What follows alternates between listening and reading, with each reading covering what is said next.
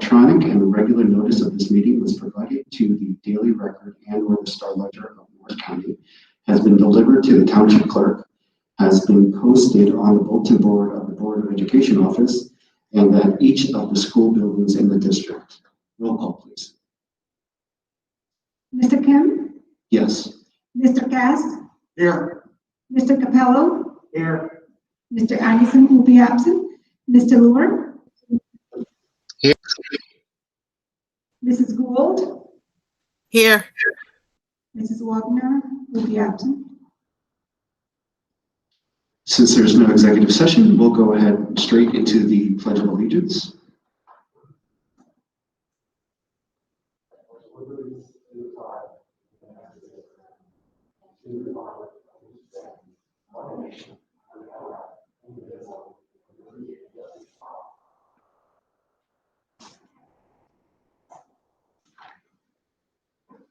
Okay, so there are no special presentations, and before I get into the administrative comments, I'd like to let the public know that after Ms. Karowski's or the business administrator comments, we will be opening up public discussion.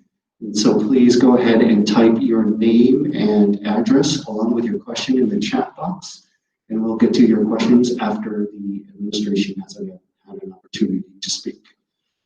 So Dr. Forte, superintendent comments. Thank you, Mr. Kim. So a couple comments. Valley View reopened Thursday. Attendance was pretty close to what it normally is, maybe a difference of about 5 kids. So we were pretty happy to see that. And we are working on some possibilities for extracurricular activities done virtually, possibly in the new year. I'm working on that. I'll keep the board apprised. We're looking to see if we can offer a few things to the students. It might be a little bit of a shorter program, but anything that we can do virtually that might engage the children, we're going to work with the union and see if we can come up with a plan for that. I did leave my merit goals in the report this weekend, and if anybody didn't have a chance to go through them, I just wanted to take a minute to talk about them. If anybody has any questions. So, due to the extenuating circumstances of the year, because it's been a little hectic, we didn't get to our merit goals until October. And typically we do them in September, but it was definitely a little bit of a difficult year. So we did review them with both committees, with both committee groups, and my first one would be a quantitative goal to apply for at least 2 grants and bring in at least $12,000 in revenue.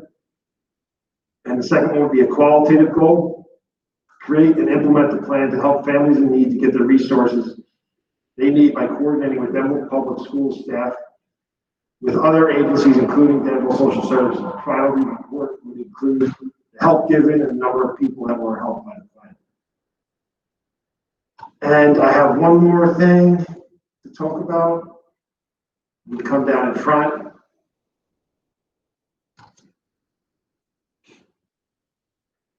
And I did receive a donation of a frame drawing of Valley View Middle School by Mr. Jim Faridi, who was the architect of the 1975 addition project for Valley View Middle School. So I just come down in front and hold it up so people at home can see.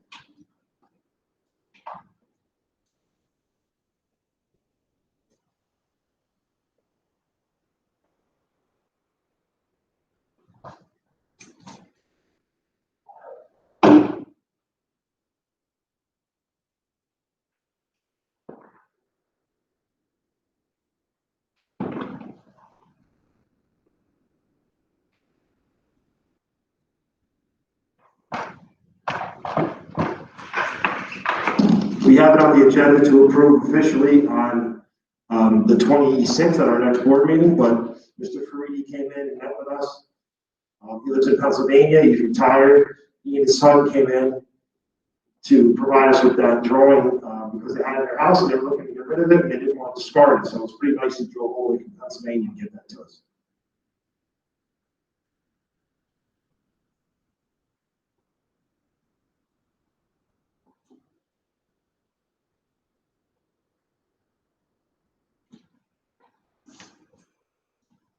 That's the end of my comments. Dr. Forte, if you don't mind, if I ask, it sounds like the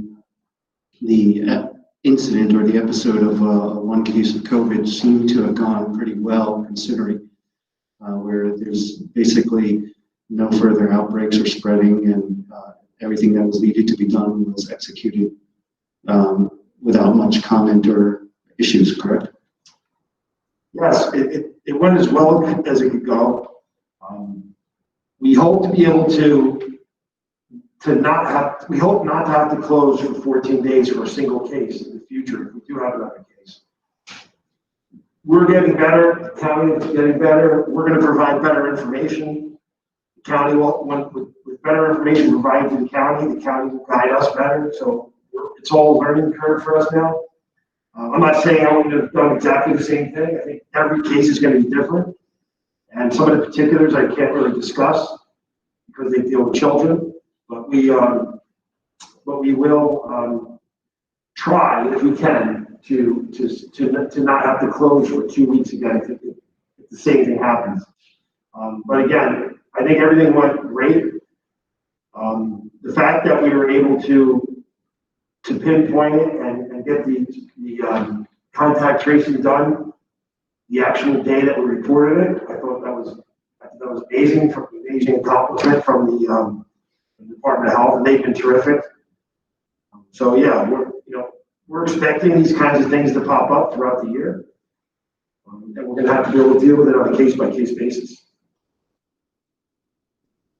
Do any of the other board members, whether in person or virtually, have any further questions for Dr. Forte?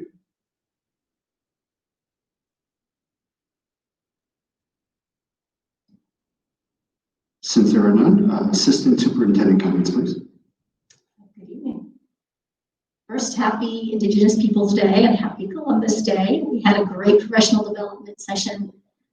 We offered quite a few things. We did start our day with a discussion about race and incidental diversity and how that impacts our students and what we can be doing to make the experience the best for all students and staff that walk through the Denville halls. And I did receive feedback from staff that they thought it was an excellent start to the conversation, and that it really opened up some ideas for them. Cornell Thomas, who was our keynote 2 years ago, did some work for us. This is his 5th visit back to us, and he provided a video. He just recently has published a book on race, and so he was a great speaker. And since we've had him before, I think the staff really felt comfortable listening to his message. So I appreciate that he provided that video for us. I also have my miracles moving forward, which tie into our professional development today. My quantitative goal is to diversify our reading collection by increasing the number of titles with underrepresented characters and authors in classrooms and building libraries by 20%. We're going to conduct an audit of classroom and building libraries, as well as the literacy curriculum, to identify the level of diversity in our current collection and the literacy curriculum. Goal 3 is to incorporate our Safer, Smarter Schools sexual abuse prevention lessons into the current social emotional health curriculum. Create and train the SAP team for implementation with students. Goal 4 is to create and train data analysis team in order to identify specific student academic gaps and help colleagues monitor progress on closing these gaps. Any questions? I did provide this to the IMP committee, and we discussed it and narrowed it down to those goals.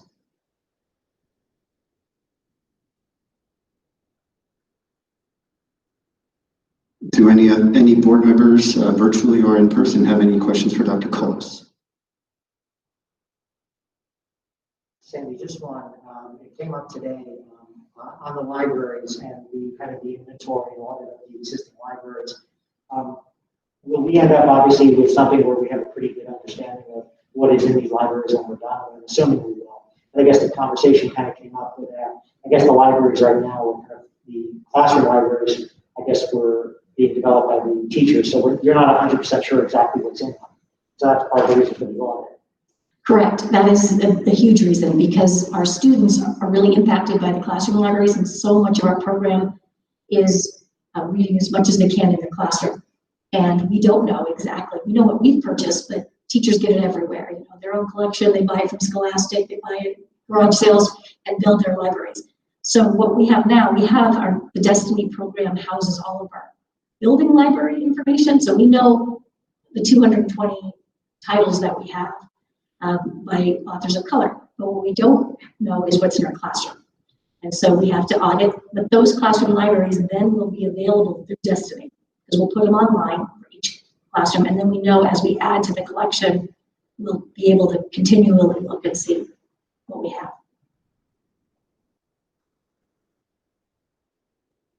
Mr. Cass, did you have a question or comment? On qualitative goal number 4, with creating trained data analysis team to ID specific student academic gaps and assist colleagues in monitoring progress and closing these gaps. Would this be something that would be part of our everyday modus operandi from the Board of Ed, right down to the principals, the teachers, and the aides in the school? I would see this as something we should be doing on an everyday basis, and not a goal to improve the students' achievement. It would be on an everyday basis. We use data currently every day now, but we purchased a new program to monitor students. It's called Link It. And with that, there's a lot more detailed information than we've had before. We used to use just Google spreadsheets, and then we were just interpreting it ourselves. But now we have a data analysis company doing it. So we need a team that can help train turnkey to the teachers how to use that data in their classrooms. So that team will be meeting on a regular basis to go over everything to see if we see patterns. Are we seeing patterns where we need to change the curriculum? Are we seeing patterns of certain grade levels are falling behind, and so forth? But you're totally right, Dawn. As far as everyday data analysis, they absolutely use it to determine what groups they're going to meet with every single day. They look at the data and they say, okay, today I have to meet with these students. So we do use that. But with the purchase of this new program, it's pretty in-depth, and we need a team to be able to work. And I wouldn't be able to do that with every teacher every day. So we definitely need teams from Lakeview, Valley View. Just to follow up on that, could there not be a part B to that? We're doing the ID, monitoring progress. So once we have that baseline there, what's going to the measurement going to be for the progress to happen? I mean, this is setting something up, which is good, but there's got to be an improvement. Sure, and this is a qualitative goal just to get it going. As you know, I usually always have quantitative goals on student achievement. It's very difficult this year because most of our assessments have been canceled. And so it's hard to set a quantitative goal when I'm not sure what's going to happen in the end of the year. Like, I don't know if NJSLA is going to be canceled, so I can only rely on the data that I have in-house. So normally I always do have improvement goals and they're under the quantitative, but this year I have 3 qualitative, which is really just things that I can actually control. I can't control right now what's going to happen with that. Yeah, my baseline usually is the former NJSLA, and we don't have that this year. So it is a little bit more challenging for sure, but I do appreciate it. So we're not going to be able to put like a quantitative goal number 2 there? Not this year. I have 4 goals. Used to have 5, but I have 4 now. So we're going to spend the remainder of the academic year IDing the students that need the assistance, and we can't do any interim improvement throughout the year? Well, we definitely do the interim improvement through our TSS, our tiered system of supports. So we have that in place, that they're the ones who write the plan and meet with the families and monitor it. It's just not, I'm not setting a goal of where they're academic, like how much they're going to improve by the end of the year. All of those things are in place, yes. I don't have a numeric goal for what that would look like at the end of the year. Okay, so I understand. So going into the next academic year, once we have the qualitative data in place, we could have a measurement goal.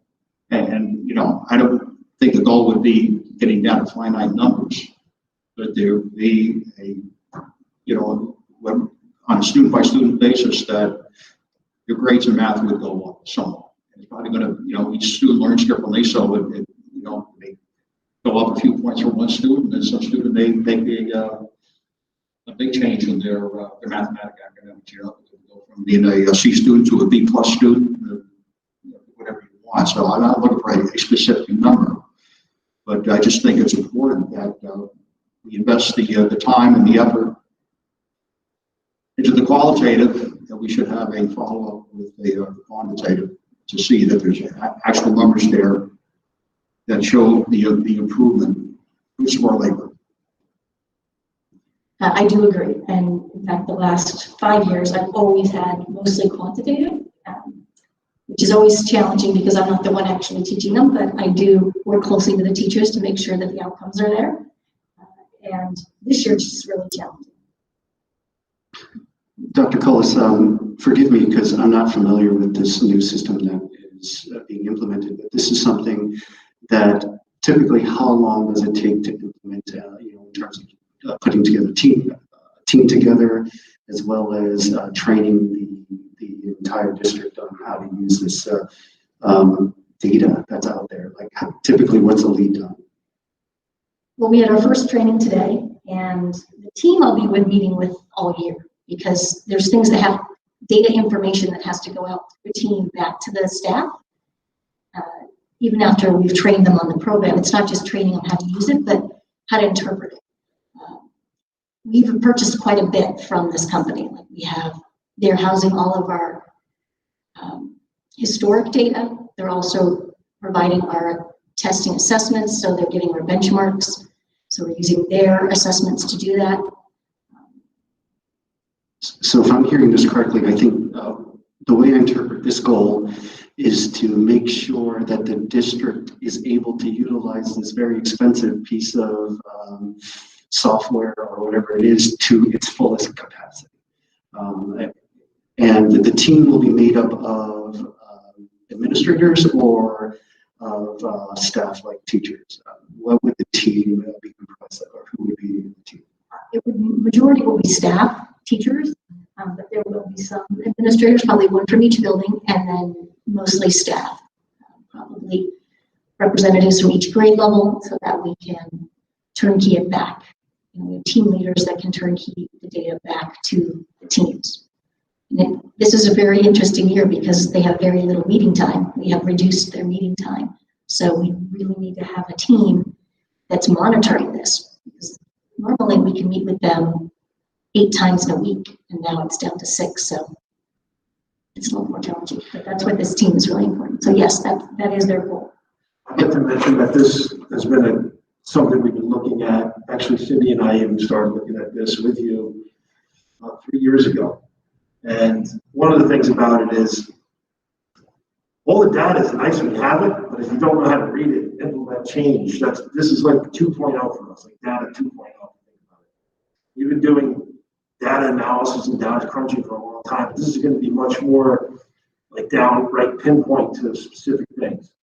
And I think that for this year, even if we do find from the data, right, Dr. Cullis, that there is something that we could implement during the year, I'm sure we could do that.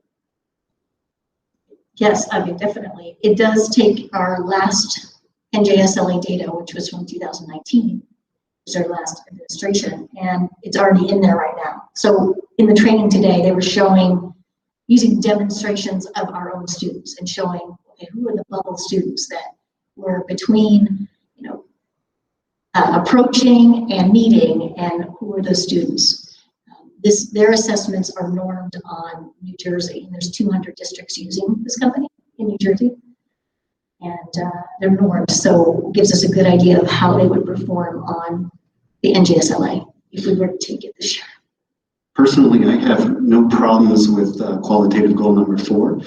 Maybe if it was worded differently, where it sounds like with all the data that we have, how do we make it actionable? And it's almost, and that to me, I think is more important than just having the data that's collected. So, and I'm wondering if this is something that could be provided to IMP committee, general updates on, what the analysis shows and how we're looking to, and this may not be this year, this may be next year, after the team is assembled and the entire staff is trained on how this could work, and then we can tailor it and or see, individual child where their strengths and weaknesses are, and it sounds like that could be very impactful. So moving forward, but from a goal standpoint, I don't mind the goal. Maybe just if worded differently, that could give us a better understanding of what this goal is trying to achieve. I have another question. On the diversity reading collection, qualitative goals, libraries, from what I've seen from the purge list and everything, they have every book like on an Excel list, so you can peruse the list and see what's there in the library. And I know the classrooms now, the teachers, their own books. Do they have some type of audit trail? You can see an Excel sheet with the name of the book, the author, and maybe a brief comment on what the topic is the book is about. We do not have that from the classroom libraries, which is why we need to do an audit. We have that for the building libraries, but we don't have it for the classroom. The majority of the reading is happening in the classroom, so they need to know what is in there and what we need to add. I guess some of the books were ordered a while ago, so there could be, just throwing out a number, maybe like 100 books in the classroom. Probably more. Probably more, so that's I would estimate probably somewhere between, probably around 300. Yeah, so that would be a very labor-intensive task to get a list of all those books together, plus figure out what the topics are, subject matter. Absolutely.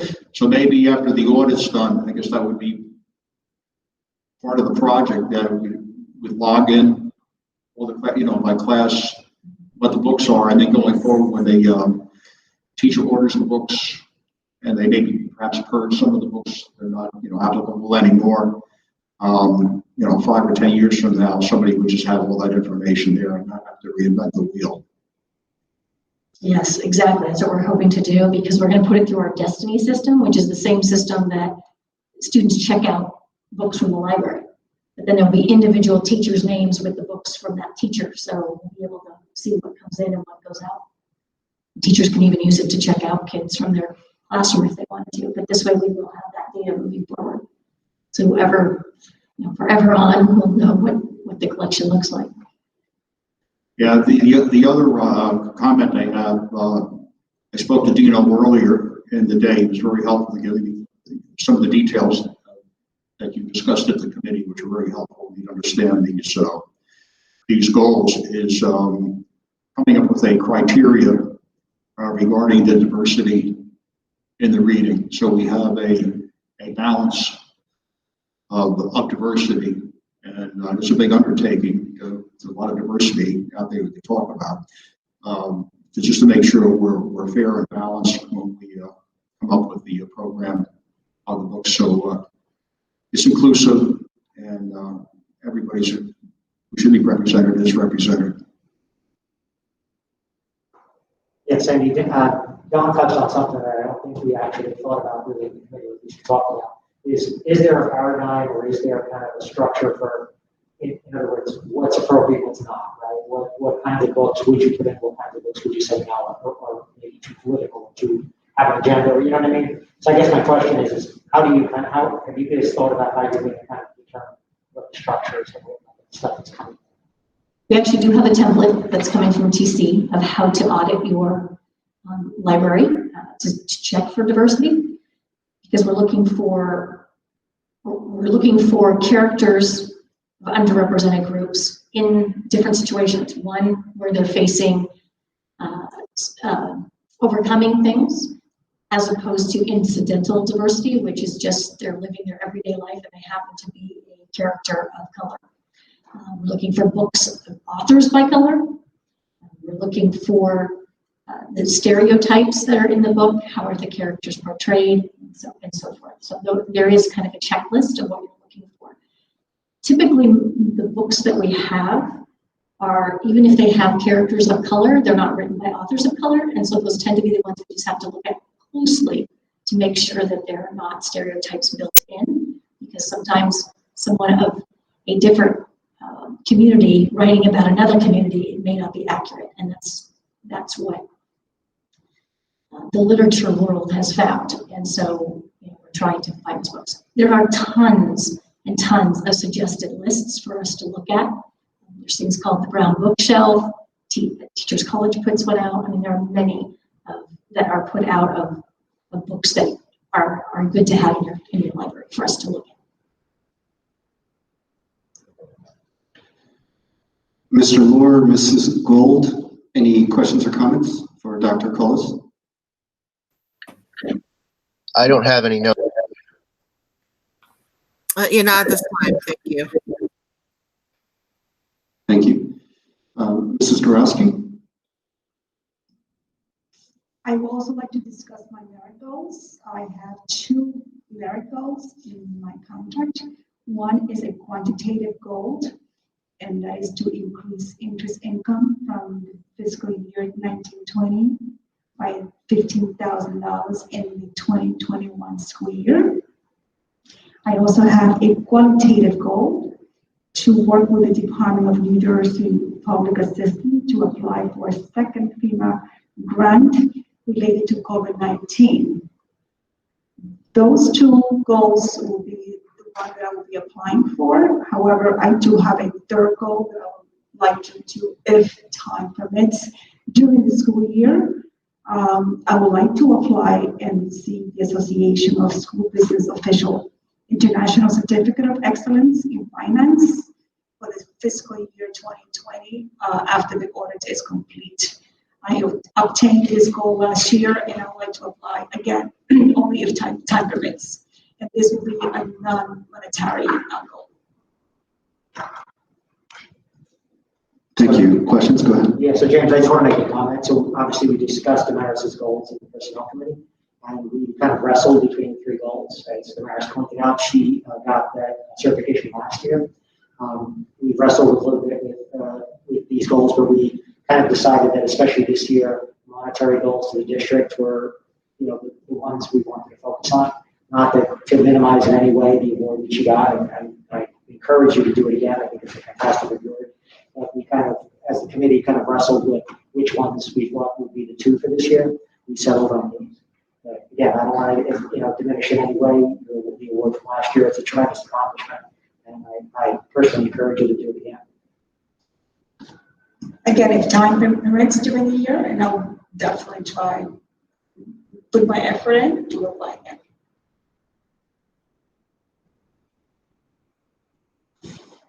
That's all I have. Thank you, Ms. Gorowski. Any board members on are attending virtually? If you have any questions, please let me know.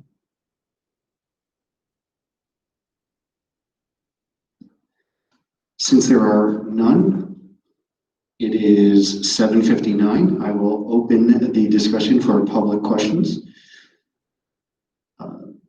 Are there any current questions or comments from the public?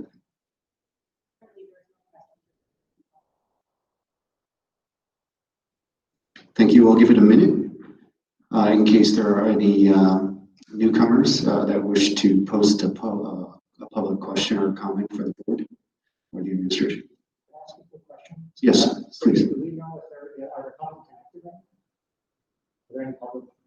There's only one public person on right now. Everybody else is board. But as far as we know, there's not a connection issue. I mean, there's somebody there's no with it, so. connection. Okay. Well, if there's only one person, and I think we've given them ample time to post a question or comment, so I will close the open public discussion at 8:01. Looks like it just turned. And we'll move right along to the agenda. So Mr. Cass, old business, no action to be taken, please. At the next meeting, I or somebody else will be asking the board to approve the following course from our September 2020 meetings: the Treasurer of School Monies Report, the Board Secretary Report, and the Education Reports. Number 1, report of student enrollment, and number 2, report of the Health Office, both September 2020. I'll also ask for approval for the minutes from our meeting of September 14th, 2020. Do any board members have questions or comments? Since there are none, we'll go straight into new business action to be taken. Mr. Cabello, could you run us through personnel, please? So if there are no objections under personnel, new business action to be taken, I would like to move items 1 through 7 as a block, and I'll call your attention to the addendum for item 1. We have additions AA, BB, CC, DD, and EE. These include relations, retirements, leaves, salary changes. We also have approved substitutes to hire for the district. We have some leave requests and approvals for various reasons. And we also will be approving the mentor-mentee relationships for 2021. And they have the list of the mentees, mentors. Well, actually both, mentees and mentors. As the part of that program. I'll second. Questions or comments from other board members?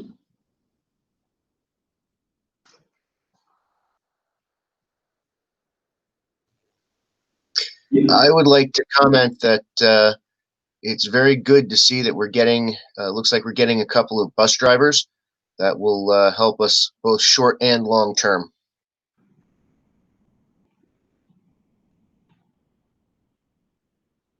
I would agree with that. I also want to point out that Mary Leskis, a longtime teacher here in Denville, and also the librarian at Valley View, is going to be retiring November 1st.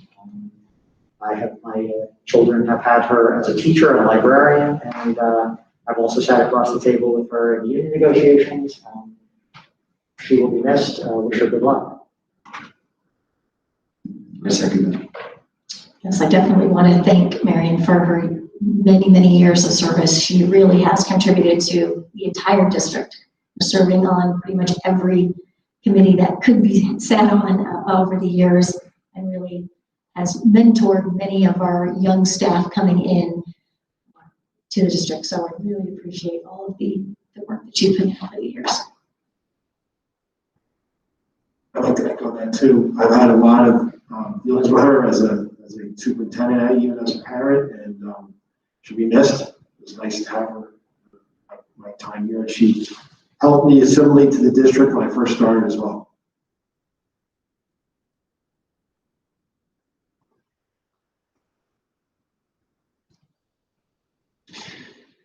If there are no other comments or questions, roll call, please. Mr. Kim? Yes. Mr. Cass? Yes. Mr. Capello? Yes. Mr. Moore?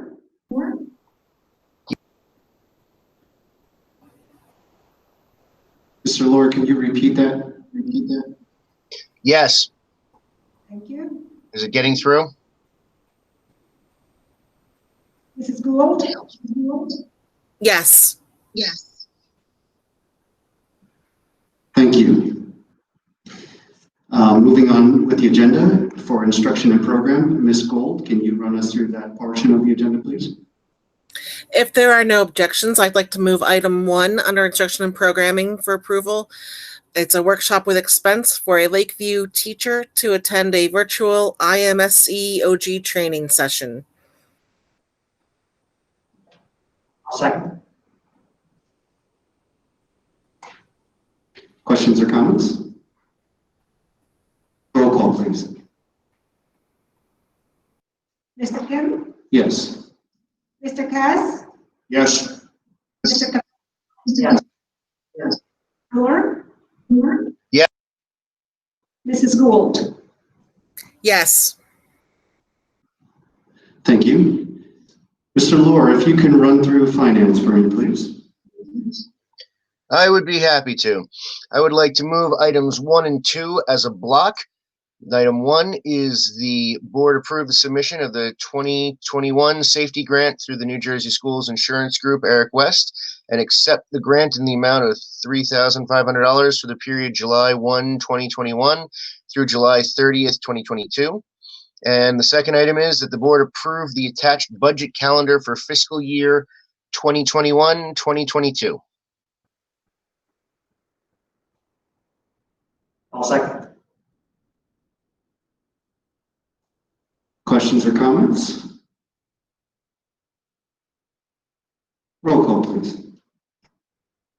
Mr. Kim? Yes. Mr. Cass? Yes. Yes.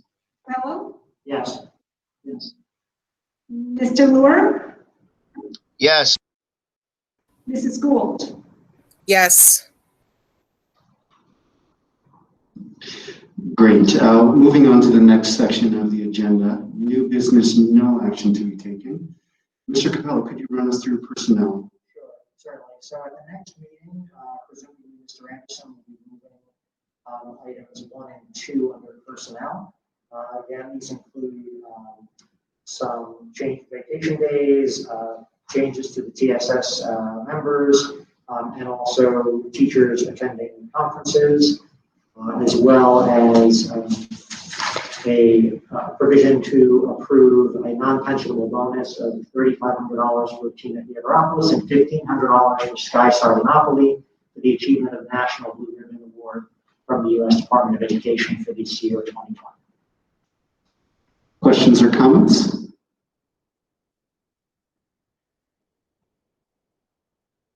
Well, I just want to offer my congratulations to Riverview and to Tina and Sky. This is obviously a tremendous accomplishment.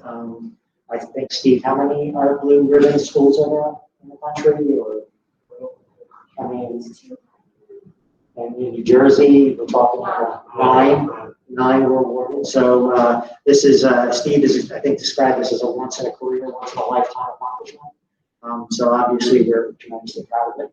And certainly think they deserve this recognition.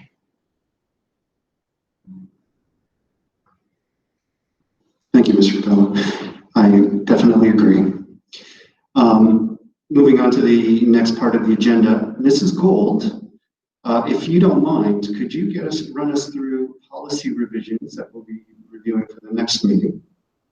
Sure. The next meeting, we will be reviewing policy regulations regarding Family Federal First Coronavirus Response Act, religion in the schools, heat participation policy for student athlete safety, student assessment, gifted and talented students, eligibility of resident, non-resident students, immunization, suspension procedures, expulsion, and personnel records.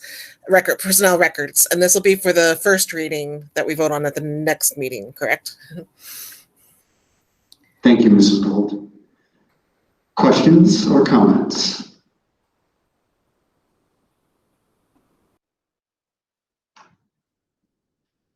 Moving on to the agenda, Mr. Lohr, can you run us through finance?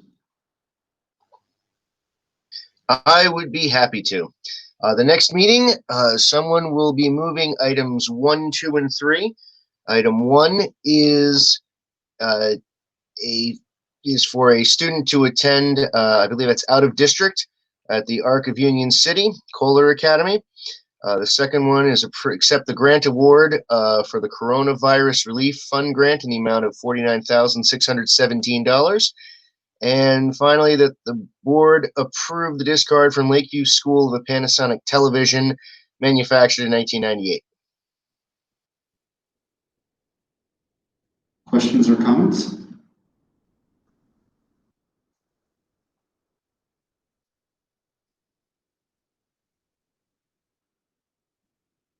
I was going to say we should hold on to that TV. It'll be an antique soon.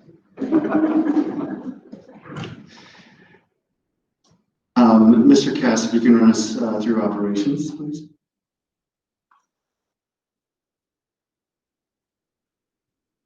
At our next meeting, we have 2 items on transportation to move. The first one will be that the board approve the joint transportation agreement with the Educational Services Commission of Morris County for the 2020-2021 school year.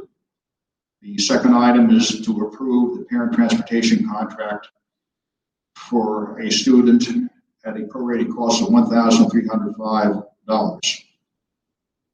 Under buildings and grounds, that the board accept the donation of a frame drawing of Valley View Middle School from Jim Faraday, architect of the 1975 addition to the school. And that was displayed earlier in the meeting. I guess people are looking in, they can see it in the front. I can. Okay. We had a committee meeting on October 8th, so I just go over some important highlights from that meeting for everybody. Between July 1st and the end of September, we had 167 work orders completed. We have 3 in progress. The maintenance staff has kept up with all assignments. We do have 1 maintenance man that was called up for military duty, so we were down staff in that area. We had a bad storm in August that caused a power surge, causing damage to 4 boilers at Valley View. The cost to repair was $12,916. We had insurance coverage reimbursement of $7,916 after we paid our $5,000 deductible. As mentioned previously in the report, but very important during this COVID epidemic, the HVAC update, all our exhaust fans, rooftop fans, and window air conditioning units are fully functioning. At Lakeview School, 1 rooftop motor is on back order, and the other rooftop motor has been received and is pending installation. It could be installed by now, right? Because we had our meeting a few days of that. That was installed last week. There you go. So that's been taken care of. Good news, when we were, I guess for the last couple of years, lamenting the loss of bus drivers and the tremendous difficulty in hiring bus drivers, we were able to hire new bus drivers, and they'll be on the meeting agenda for approval tonight. So it's good to see we were able to fill those. And I want to thank the administration for some very creative hiring practice where we have put these 2 people on board. We gave them other jobs in the district so they'd be eligible for health care benefits. And that's been a deal breaker in hiring bus drivers in the past. Another good thing about this that there's a review in progress to eliminate one of the outsourced routes.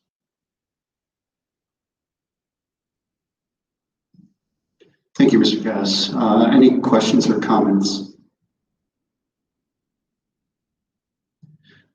Being that there are none, we'll move into good of the cause. But before we do, after the good of the cause, we will be opening up the meeting for public comments as well. So if there's anyone virtual and wish to make a question, to propose a question or make a comment, please do so in the chat room by typing in your name, address, as well as your question or comment.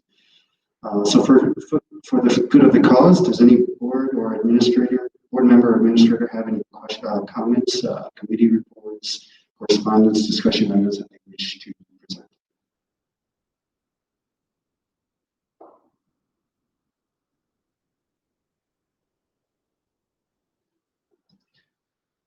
I did have one question about the netting. There was a bunch of emails going around, and I don't know if the finance committee numbers were the accurate numbers. So whether it's entered today or by email, that's fine. So the netting project for the design is $1,250, and the installation is somewhere, they said the budget's somewhere around $4,500. And so that's for the 2 locations that was discussed in the meeting, or? This is only for the softball location. The softball netting is needed. This is not something we need to wait for. It's definitely needed. It was one of those things that's difficult to judge on the actual drawings, but when you see it actually built, you realize you got to put some netting there. And so that's why we didn't do it yet. We wanted to wait. we're still not gonna do it right away. We're just gonna go forward with the plan. There's no need to put this in prior to winter because those nets really should be up in winter anyway. So we're just gonna work on the design, start getting quotes, and then do the project when the spring comes around. The other side of this field came up from town council, just asked us to think about it. So at the same time, I asked, because we knew we needed the softball one. At the same time, I asked him to give us just a preliminary workup of how much it would cost for the design and the construction. And it's $1,250 to design and around $8,000 to install. That's give or take, depending on how long it's going to be, how long and how high. So right now the distance is something like 30 or 40 feet in that proposal, and it's about 30 feet high. But they said it might need to be 40 feet high. They really have to see it in action. So those are two separate figures as outlined in the Finance Committee meetings. Yes, correct. That's the final. So the project we're looking at right now, the only project we're looking at is the softball netting, which is $1,250 for design and around $4,500 budget to install. Thank you for clarifying.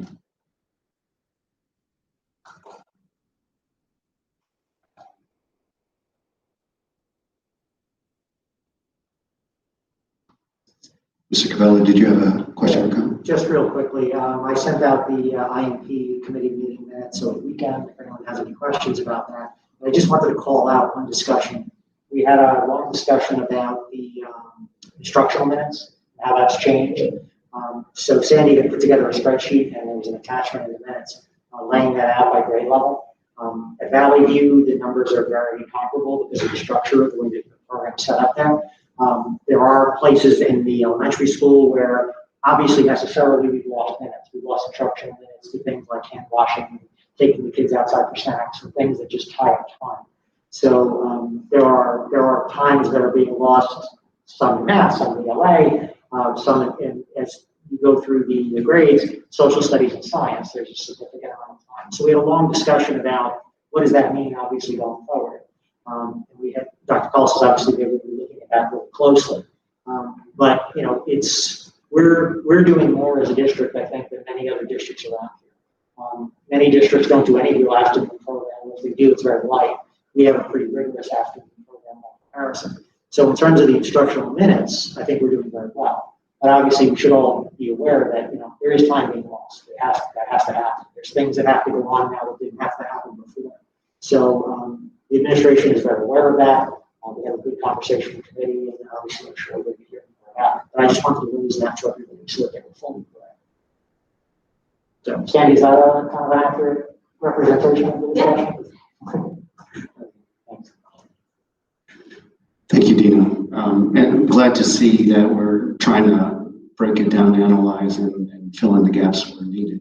I don't know if I asked this question earlier, but was there a discrepancy between the virtual versus in-person or hybrid students, or in terms of minute distribution, or were they basically the same? They should be the same because they follow the same schedule, you know, the period order and so forth.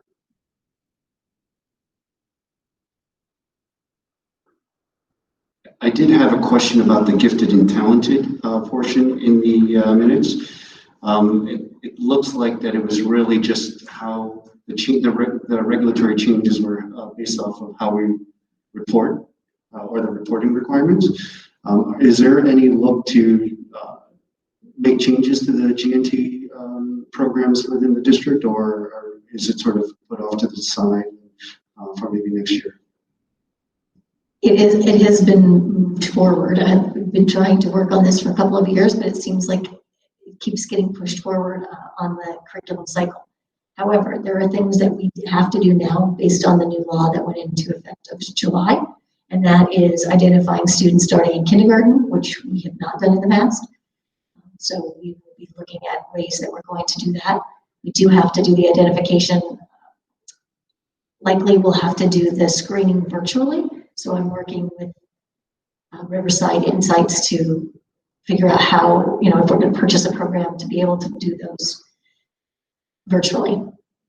I have had this question from parents about testing virtually, And I thought Linkit did a really good job today of explaining when we take the benchmarks on Linkit, they lock down the browser. So to answer parents about how do we secure it, the browser's locked down so the students can't Google or take screenshots.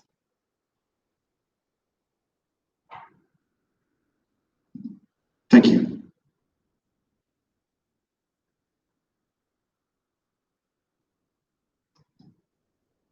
Mr. Cass, Mr. Capella, did you have any other questions or comments? No comments at this time. Mr. Lohr, Mrs. Gold, any comments or questions? No comment. And no comments right now. Thanks. Thank you. And then at this point, at 8:21, we will open up the meeting for public comments or questions.